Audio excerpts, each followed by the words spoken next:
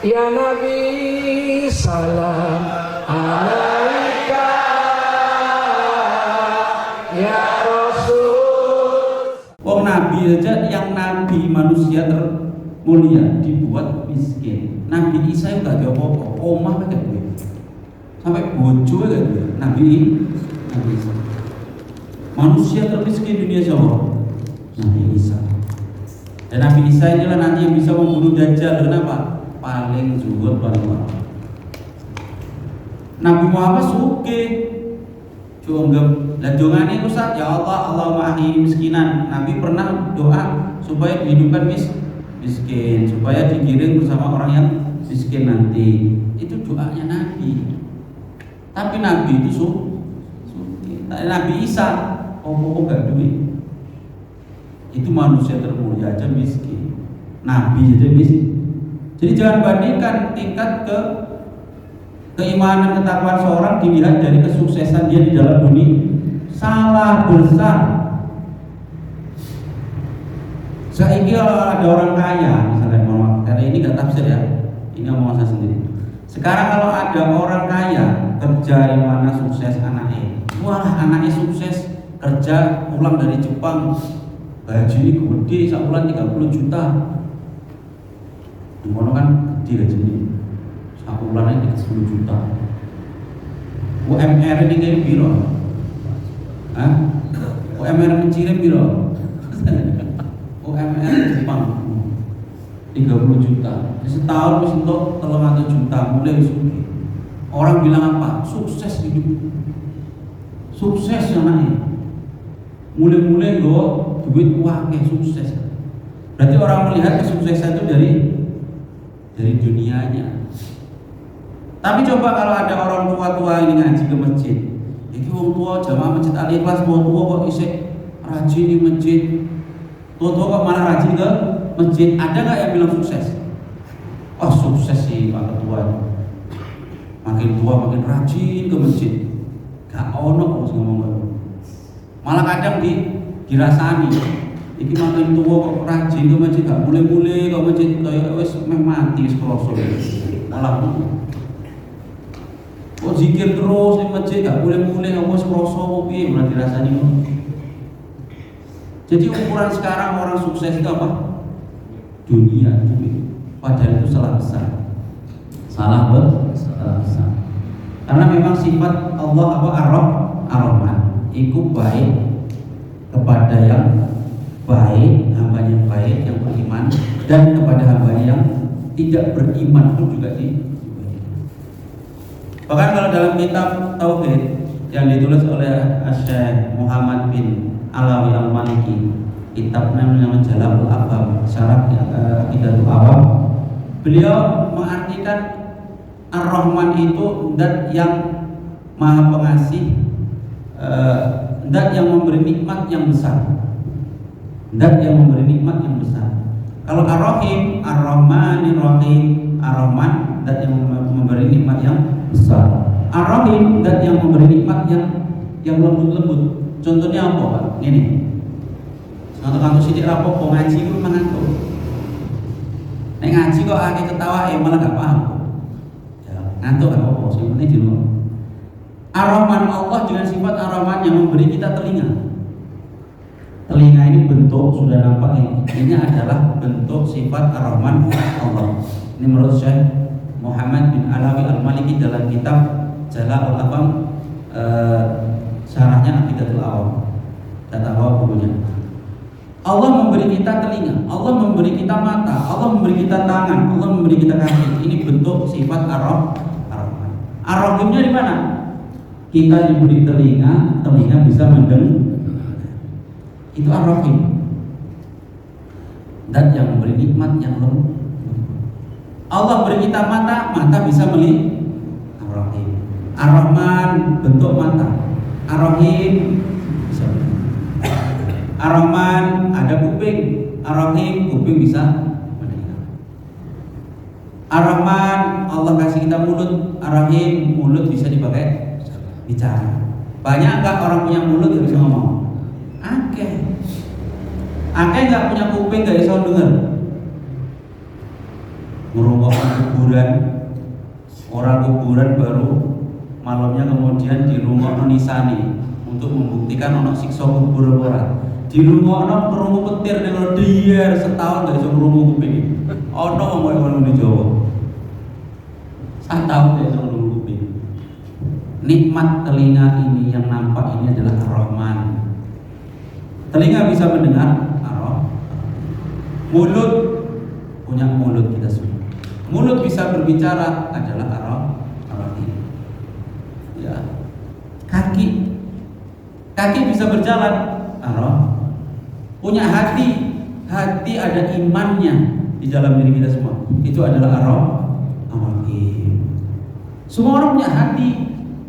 Pokoknya wingi kan tahu kan, kambing pun punya hati kan.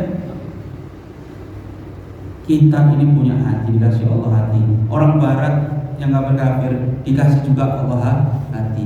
Tapi hati kita diisi dengan Ar-Rahim. Hati mereka tidak diisi Allah dengan iman. Itu kalau orang Syekh Muhammad bin Alawi mengartikan Ar-Rahman Ar-Rahim. Tapi Ar-Rahman Ar-Rahim, kalau Ar-Rahman itu menurut yang makna tadi, Ar-Rahman itu Allah Maha Pengasih untuk seluruh makhluknya di bumi. Kalau Ar-Rahim nanti di akhirat saja. Kalau di akhirat saja berarti khusus untuk orang yang beriman saja. Nanti di sana orang kafir disingkirkan. Wamtazul yawma ayyuhal mujrimun. Misah-misah orang yang berdosa misah, nggak usah kumpul sama orang baik-baik. Wamtazul yawma ayyuhal mujrimun. Alam ahad ilaikum ya bani Adam alla ta'budu syaitan innahu lakum aduwwum mubin. Alam ahad ilaikum ya bani Adam. Bukankah aku sudah membuat perjanjian kepada kalian? Ya Bani Adam, Allah ta'budu syaitan, jangan kalian mengikuti, jangan menyembah syaitan. Innahu lakum aduwwum mubin. Syaitan itu musuh yang nyata bagi kalian. Kok malah kalian ikuti? Perbuatan maksiat kalian lakukan, itu kan jalannya syaitan. Maka sekarang ini di akhirat yang jelek-jelek pikir jangan kumpul sama orang yang baik-baik. Itu nanti kalau di akhirat. Sifat Allah yang mana? Ar-Rahim. Jadi paham Ar-Rahman Ar-Rahim. Alhamdulillahi Rabbil Alamin Ar-Rahmanir Rahim Maliki Yaumiddin, yang menguasai hari pembalasan. Binisbatil alim indah asim wal kisai. Nek moco maliki yaumiddin Pak, malikinya ma-nya yang panjang. Maliki yaumiddin. Jangan dicepatkan. Maliki yaumiddin ada, tapi bukan mazhab kita. Mazhab kita ma-nya panjang. Maliki yaumiddin, satu alif. Dua harokat. Jadi nanti ngaji tafsir ini ada tajwidnya, ada tafsirnya, dan akunya campur jenenge ngaji tafsir. Tajwid. Lihat tajwid, kalau orang sudah ngaji tafsir Pak, mau tak mau harus belajar tajwid. Dulu di madrasah saya ngaji tajwid mulai dari kecil. Mulai kitab itu jenenge ono sing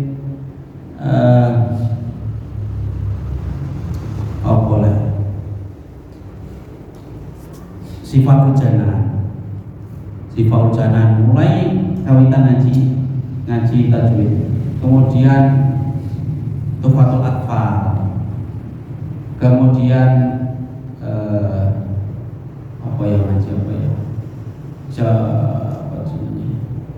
sampai lali buku nih. Ngaji beberapa kitab, 4 kitab atau 5 kitab tajwid. Itu untuk tajwid tok. Makanya kalau belajar Al-Quran, mau ngaji Al-Quran, itu semua ilmu harus dipelajari. Coba mau Quran tajwid tok diangan-angan, Masya Allah Pak, nggak iso kita paham. Wakil ilmu yang mendukung untuk ngaji tafsir, memahami Al-Quran itu banyak sekali. Maliki yaumiddin. Dinun itu baca apa? Mat arid lis sukun. Maliki yaumiddin. Dengan akhir-akhir ayat menunggu sifat dawa itu jenenge mat arep syukur. Alhamdulillahi rabbil alamin. Bismillahirrahmanirrahim. Itu jenenge mat arep syukur. Ar-Rahmanir-Rahim. Mat arep syukur. Maliki yaumiddin. Mat arep syukur. Iyyaka na'budu wa iyyaka nasta'in. Iyyaka na'budu, hanya kepadamu kami menyembah. Wa iyyaka nasta'in, hanya kepadamu kami meminta pertolongan. La na'budu ahadan siwaka, kami enggak menyembah selainmu ya Allah. Wa iyyaka nasta'in, dan hanya kepadamu kami meminta pertolongan. Jika nasta'inu ala ibadatik fala khawla 'anil maksiyat. Tidak ada kekuatan menyingkir dari kemaksiatan kecuali dengan penjagaanmu ya Allah. Dan tidak ada kekuatan untuk melakukan taat kecuali dengan pertolongan. Makanya kalau mau melakukan apa-apa Pak, la haula wala quwwata illa billahil aliyyil azim. Kita sadar tidak ada daya untuk menyingkir dari kemaksiatan kecuali dengan penjagaan Allah. Dikira kalau kita tidak maksiat bisa ngaji terus, nggak berbuat yang maksiat, nggak minum khamr, nggak nyuri, nggak narkoba, itu terus karena jagonya kita. Bukan, karena kita masih dijaga oleh Allah. Makanya ingat, la haula wala quwwata illa billah. Makanya banyak orang yang mau mengaji, orang yang mau sholat, tapi kenapa tidak mampu melangkahkan kakinya ke masjid? Kenapa? Belum mendapat taufik. Hidayah itu baru petunjuk, petunjuk. Nengkone masjid itu tempatnya orang ape-ape. Wes merono, dia sudah tahu, sudah dapat petunjuk. Taufik, pertolongan untuk melakukan kebaikan, itu taufik. Ada salah makna. Taufik itu pertolongan Allah untuk kita melakukan kebaikan. Kalau kita bisa melakukan kebaikan, berarti itu atas taufik Allah Subhanahu. Wabillahi taufik wal hidayah, waridho wal hidayah. Wabillahi taufik wal hidayah, dengan Allah taufik wal hidayah, petunjuk baik dan pertolongan melakukan kebaikan. Kita bisa bersedekah, dapat taufik pertolongan Allah kepada kita, bisa melakukan sedekah. Kita bisa melakukan sholat isya ini tadi, taufik dari Allah, pertolongan kepada kita untuk melakukan sholat. Sesuai Pak Haji ini. Nek sejilu ora siap ya. Ihdinas siratal mustaqim, tunjukkanlah kepada kami jalan yang lurus. Aizidna hidayatan ila dinil Islam. Ya Allah, berilah tambahan kepada kami hidayah menuju agama Islam. Awil makna adimna mahdina ilahi. Ya Allah, kekalkanlah hidayahmu kepada kami. Itu loh artinya. Ihdinas siratal mustaqim. Ini ada orang yang mengartikan ini kurang ajar. Tengok, Muhammad saja minta petunjuk kepada Allah. Ihdinas siratal mustaqim artinya apa? Tunjukilah kami jalan yang lurus. Loh, berarti Muhammad itu belum mendapatkan jalan yang lurus. Ono wong murtad sing ngomong kok ini ono. Saking bencinya kepada Islam, dia ngelek-ngelek Nabi Muhammad. Tengok itu ayatnya dalam Al-Fatihah kok artinya kok ngono. Dia kebetulan sudah pernah Islam, sudah lama katanya jadi ustadz lagi. Akhirnya kan dia paham Al-Fatihah, artinya saja, terjemahnya saja, tapi dipakai untuk menjelekkan orang Islam. Di dalam Al-Fatihah ada kalimat tunjukilah kami kepada jalan yang lurus. Kalau Muhammad, nabinya orang Islam, itu meminta kepada Tuhannya supaya ditunjukkan kepada jalan yang lurus, berarti Muhammad itu belum ada pada jalan yang itu, pemahaman mereka. Padahal kita ini selalu disuruh untuk meminta kepada Allah agar selalu ditetapkan, dikekalkan di jalan yang lurus, maksudnya begitu. Karena kita ini hati ini berubah-ubah. Hati kita ini berubah-ubah. Siapa yang bisa menjamin? Semua Bapak, tolong dijawab. Siapa yang bisa menjamin dirinya kalau besok masih dalam keadaan beriman? Siapa yang bisa menjamin? Setahun, tahun depan, siapa yang bisa menjamin masih dalam keadaan beriman. Siapa yang bisa menjamin? Gak ada. Gak ada yang berani menjamin. Makanya itu kita selalu disuruh meminta kepada Allah, ihdinas siratal mustaqim. Kekalkanlah hidayah kepada kami untuk jalan yang lurus. Itu artinya. Bukan kok malah orang ini minta ditunjuki kepada jalan yang lurus. Oh berarti dia ini belum lurus. Bukan. Tolonglah, bantulah kami. Walaupun dia sudah dibantu, tapi minta lagi, tolonglah bantu kami, bantulah terus. Tapi udah ya bantu terus kan? Begitu maksudnya. Tolonglah ya Allah, tunjukkan kami kepada jalan yang lurus. Walaupun Allah sudah memberikan kita jalan yang lurus, tapi terus disuruh untuk meminta. Kenapa? Karena hati ini berubah-ubah. Makanya Nabi bilang, di zaman akhir itu ada fitnah yang sangat besar. Apa fitnahnya?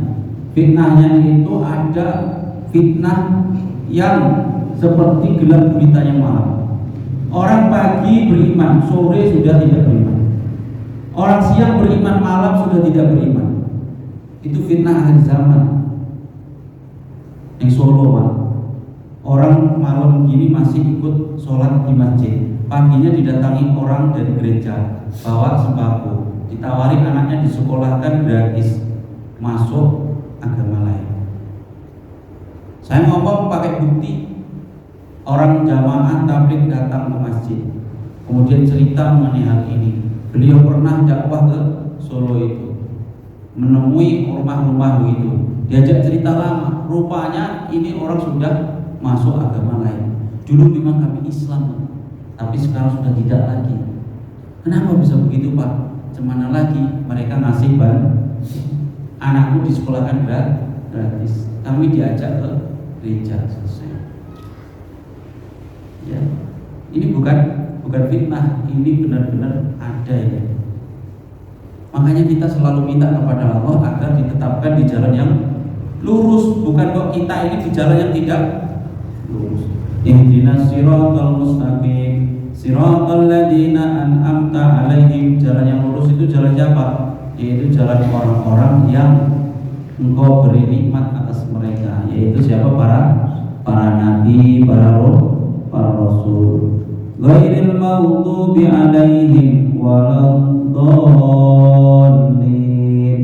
Al-maghdub yang dimurkai Allah, ini masuk di sini ayatnya adalah orang Yahudi. Orang siapa? Orang Yahudi. Lah orang yang dolim siapa? Waladdallin. Dolim di sini siapa? Orang Nasrani. Ya bodoh. Tapi nanti tadi bilang Nasrani, nanti orang daerah sini nanti. Orang sing Nasrani. Kan. Berarti Nasrani aman ya? Kita lihat iki atas enggak? Enggak. Terus kuat-kuat apa berarti? Maksudnya dolim ini siapa sih? Dolim ini maksudnya alladzina dhallu al-Islam, yang tersesat dari Islam. Wa yuqalu al-maghdub 'alaihim hum al-kuffar wa dhalun wal hum al-munafiqun. Mereka yang tersesat itu, yang dimurkai oleh Allah adalah orang-orang kafir. Orang yang tersesat adalah orang yang munafik.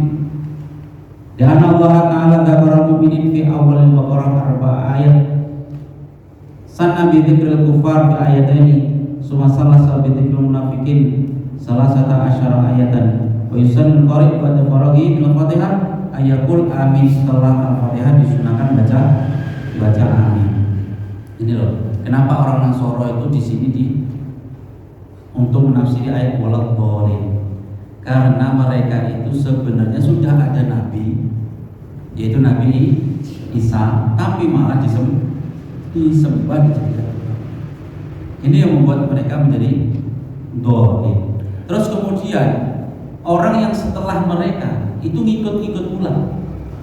Nah, jadi sesat menyesatkan. Makanya di sini sifati waladdallin, dan tidak jalan orang-orang yang sesat. Ghairil maghdubi 'alaihim, bukan orang yang dimurkai. Kenapa orang Yahudi dimurkai? Orang Yahudi itu diberi nikmat yang banyak, tapi selalu melanggar perintah. Orang Yahudi itu Masya Allah, sampai Al-Quran mensifati wa inni faddaltukum alal alamin, kami utamakan kalian semua di atas seluruh alam. Bani Israel, orang Yahudi. Tapi mengapa mereka masih tidak mau menuruti Allah? Nabi Musa itu kan sudah dahsyat itu mukjizatnya, bisa membelah. Itu pun masih kurang saja.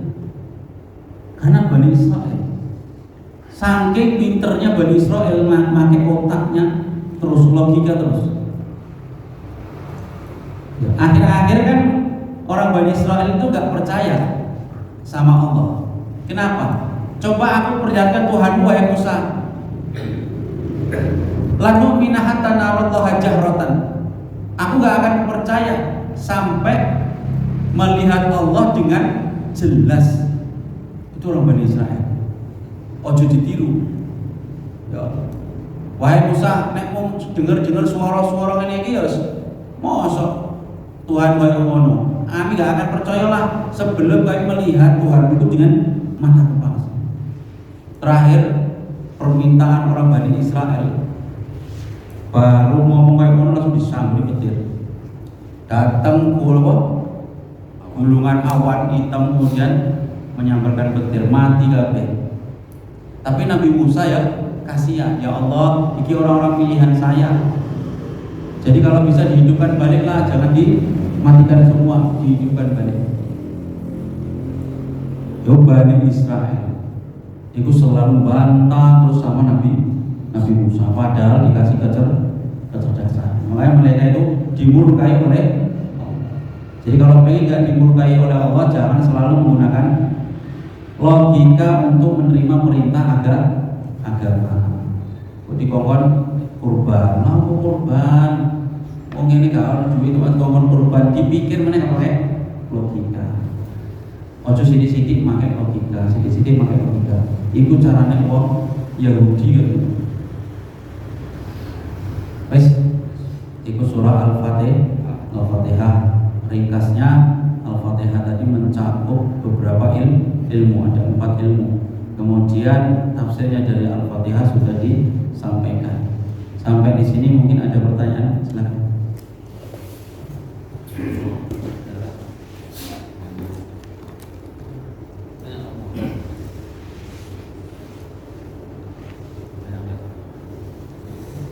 Assalamualaikum warahmatullahi wabarakatuh. Assalamualaikum. Nama saya Waris Dianto. Waris Dianto. Pak Yanto ya. Pak Yanto. Di sini saya mau bertanya tentang penafsiran surat Al-Ma'un yang mana ini tidak konteks, pada hari ini tidak ada konteksnya. Cuman ini ada sedikit mengenai surat Al-Ma'un, yaitu fawailul lil musholin, celaka bagi orang yang sholat. Dan pada belakangan ini banyak orang gara-gara ada ini banyak yang nggak sholat, nggak sholat. Satu itu, yang kedua cenderung kan ada alita lagi juga dibimbing pada lagi yaitu mengenai anak yatim. Apa itu berkaitan anak yatim atau mengenai lalai dalam sholat ini? Enggak, ini Al-Fatihah itu ya. Iya, baik dari konteks. Jadi kalau baca Quran itulah tadi saya bilang harus pakai ilmu nahwu, ilmu shorof, ilmu balaghah. Itu ayat belum selesai. Fawailul lil musallin alladzina hum an sholatihim sahun. Maka bacanya jangan berhenti.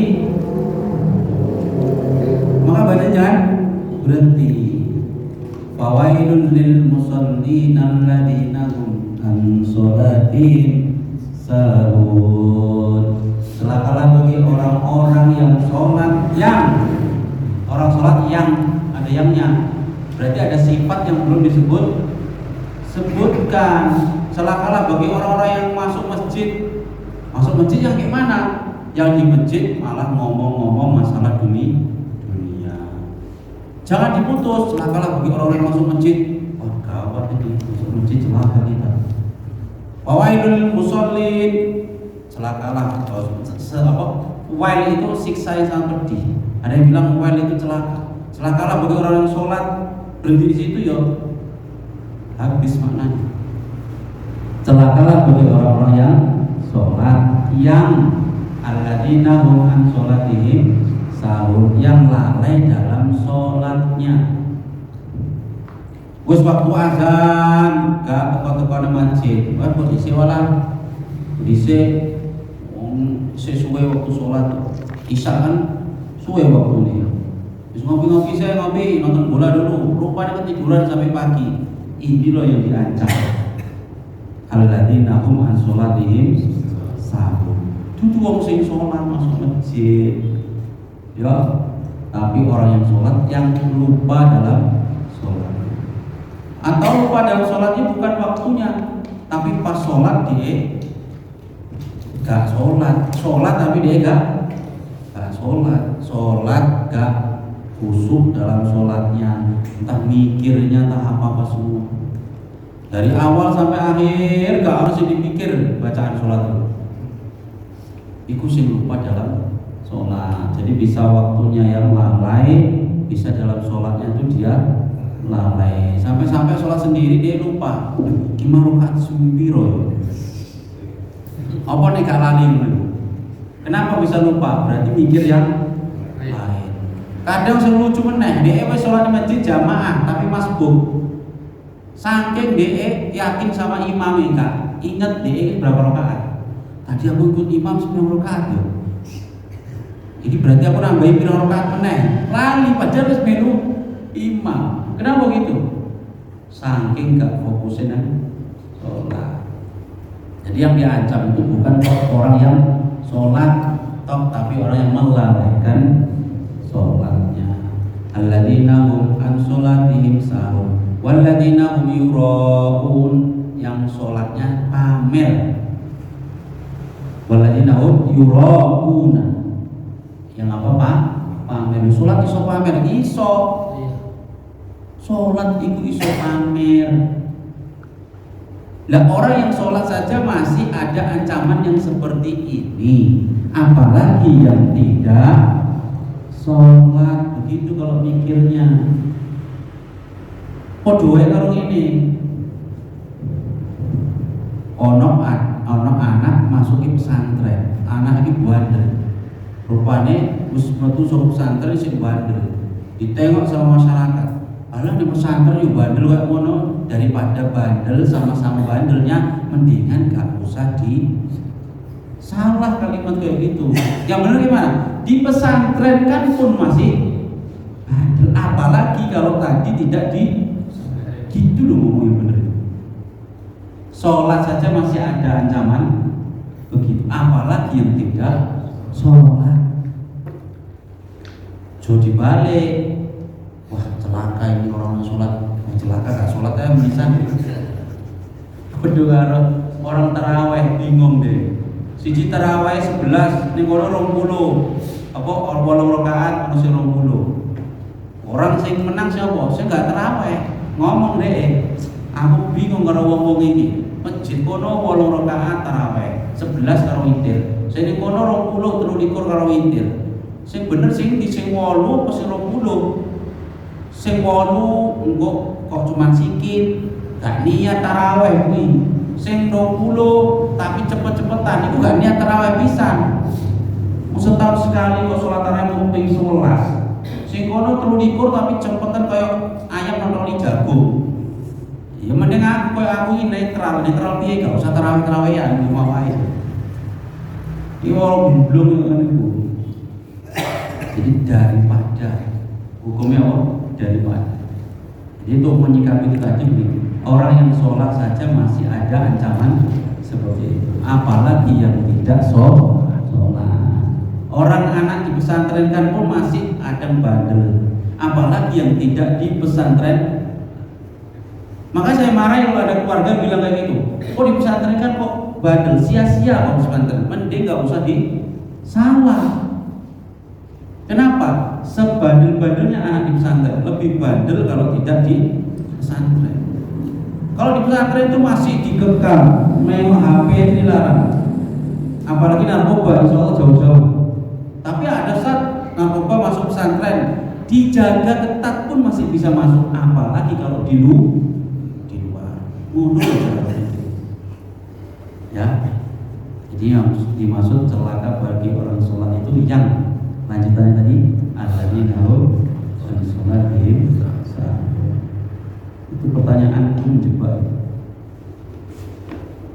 Jadi kalau orang memahami Al-Quran, insya Allah dengan ilmu-ilmunya, insya Allah akan selamat. Ya. Sehingga selamat itu mau dibaca terjemahin. Celakalah orang-orang sholat itu, langsung kaget ya. Sudah Pak? Karena misalnya apa dia waktu membaca iya, itu harus ditekan di satu Iya itu tasdid. Ya harus ditekan lah memang.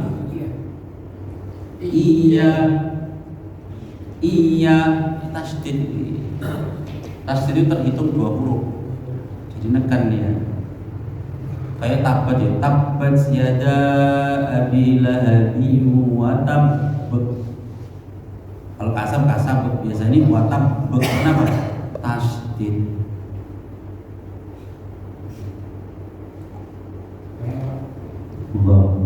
Ini Pak tentang masalah ini. Bagaimana penafsiran kita ini Pak? Tentang kalau kita tak pandai baca.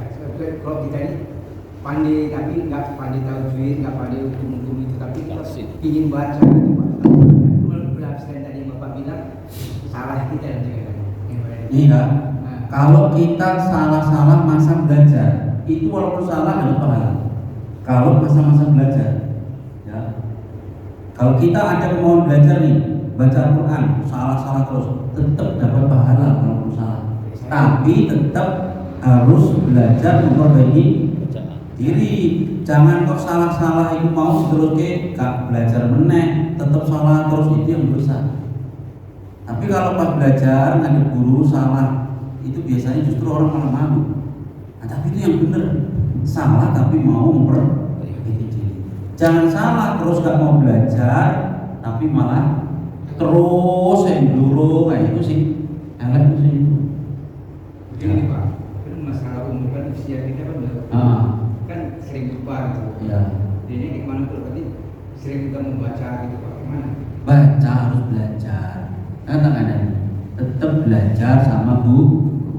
Cari di sini adakan kajian ngaji Al-Quran bagi orang-orang yang mau belajar Al-Quran, atau datang ke Ustaz Hendro, Ustaz siapa di sini. Belajar Al-Quran mulai dari pertama, jangan malu. Jangan malu. Kita baca 1 huruf saja pahalanya. Kalau dalam sholat itu, kalau sholatnya berdiri 50, kalau sholatnya duduk 10. Kita baca 1 huruf 1 kebaikan. 1 huruf, kita dengar saja 1 huruf 1 kebaikan. Baca 1 huruf 10 kebaikan. Bayangkan berapa kali kita baca. Kalau kita salah, alham,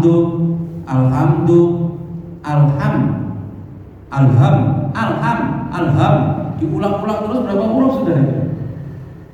Itu salah pun dapat pahala kalau proses belajar. Jadi kalau pengen salah tapi dapat pahala, belajar. Jangan terus gak belajar ya. Ini salah satu kita belajar tafsir ini, belajar tajwidnya, belajar juga ilmunya, supaya nanti kita paham Al-Quran tapi dengan ilmu. Kan ada murotal apa sekarang dulu ya? Murotal. Enggak, pengen ada murotal. Murotal mutakoni. Gimana yang tajwidnya benar gimana? Bisa jawab ya? Guru langsung mentakoni gimana? Dengar kita salah langsung dibetulkan. Itu loh manfaatnya belajar langsung guru. Baca Al-Quran lewat HP, ya oke salah biar nggak betul ke. Belajar Quran itu harus ada yang membenarkan makhraj. Kowe niru tok, ke salah gak ono sing bener ke. Tapi nek ngadep guru langsung salah dibenerke. Makanya dulu sahabat ngaji itu gak nganggo HP, nganggo langsung dah datang ke majelis. Sekarang wae karena sudah bawa HP semua, ngaji sambil turun-turun, boleh-boleh, kadang nggak pakai baju, docet sambil buka HP ngaji. Coba kalau datang di sini, tempat sini, ayo sopo harus docet, boleh-boleh, kan nggak berani. Ini manfaatnya kita ngaji, ada yang ngajari. Berkah majelis, ya majelis ilmu itu juga berkah. Kita duduk satu Fatihah 60 tahun lebih utama kita ngaji kita. 60 tahun ibadah sunnah kalah sama kita ngaji satu bab ilmu. Ono kok isih malas ngaji. Wis Pak? Wis paham kok ngantuk. Loro-loro nih.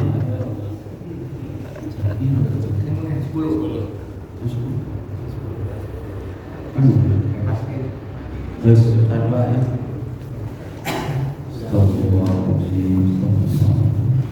Sallallahu alaihi wa sallam la ilaha illallah hayyul qayyum wa atubu ilaih. A'udzu billahi minasyaitonir rajim. Bismillahirrahmanirrahim. Alhamdulillahirabbil alamin. Hamdan syakirin hamdan na'imin. Hamdan yuwafi ni'amahu kafi mazidah. Ya Rabbana lakal hamdu kama yanbaghi li jalali wajhikal karim wa 'azimi sultanik. Allahumma shalli ala sayyidina Muhammadin salatan tunjina biha min jami'il ahwali wal afat wa taqdi lana biha jami'al hajat wa tutahhiruna biha jami'as sayyi'at wa tarfa'una biha indaka a'la darajat wa tuballighuna biha qasal ghayat min jami'il khairat wal hayati wa ba'dal mamat. Allahumma ja'al ijtima'ana hadha ijtima'an mubarakah waj'al ihtiramana ba'da hadha ihtiraman ma'suman marhuma. Allahumma anfa'na bima 'allamtana wa 'allimna alladhi yanfa'una wa zidna ilma. Allahumma iftah qulubana futuhal arifin waj'al a'malana khalisatan liwajhikal karim. Rabbana atina fid dunya hasanah wa fil akhirati hasanah wa qina 'adzabannar. Wa sallallahu ala sayyidina Muhammadin nabiyil ummi wa ala alihi wa sahbihi wa baraka wa sallam. Walhamdulillahi rabbil alamin. Taqabbalallahu minkum minna wa minkum taqabbal ya karim. Assalamualaikum warahmatullahi wabarakatuh.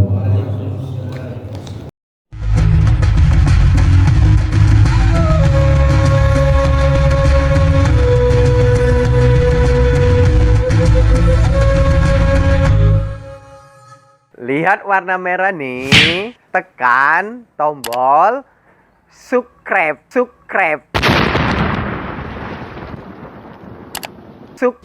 bagikan, share, suka, like, ting tong, loncengnya jangan lupa.